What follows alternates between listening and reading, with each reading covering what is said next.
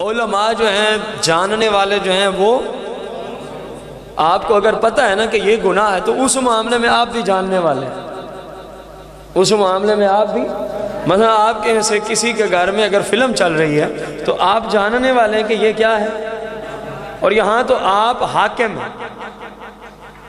گھر میں آپ کیا ہیں، رسول پاک کا حکم ہے کہ ہر گھر کا سربراہ، گھر کا حاکم اور گھر کے افراد اس کی رعایا ہے، اور ہر حاکم سے اس کی رعایا کے متعلقہ اللہ قیامت کے دن پوچھے گا۔ اب وہاں آپ ڈنڈا بھی چلائیں، ڈنڈے کا مطلب یہ بھی نہیں سوٹا اٹھا کے بیوی کو مارنا شروع کر دیں یا بچوں کو مارنا، یہ مطلب نہیں،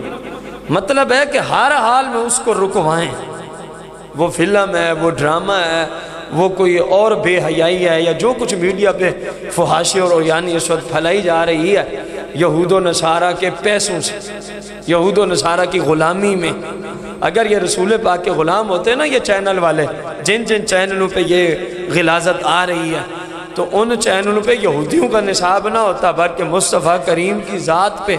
اترنے والے قرآن اور مصطفیٰ کریم کی شریعت اور درس حدیث کا ہی پرچار ہو رہا ہوتا۔ یہ جن کے غلام ہیں، جن کا کھا رہے ہیں بغیرت، انہی کا آگے پہنچا رہے ہیں، اور ہم کتنے بے عقل لوگ ہیں، پیسے دے کے یہودیوں کا نصاب ہم اپنے گھر لے آتے ہیں۔ یہ آپ سے پوچھا جائے گا قیامت کے دن، آپ سے یہ تیری رعایت، صرف ملک کے وزیر اعظم سے سوال نہیں ہوگا، اس سے سوال زیادہ بندوں سے ہوگا، کیونکہ اس کی رعایا کی تعداد زیادہ ہے۔ مجھ سے سوال اتنے لوگوں کا ہوگا جو میرے ماتحت ہیں، میرے گھر والے، میری رعایا کم ہے۔ یہ ہمیشہ یاد رکھنا، ہر بندہ حاکم ہے جو گھر کا سربراہ ہے، جو گھر کا سربراہ ہے۔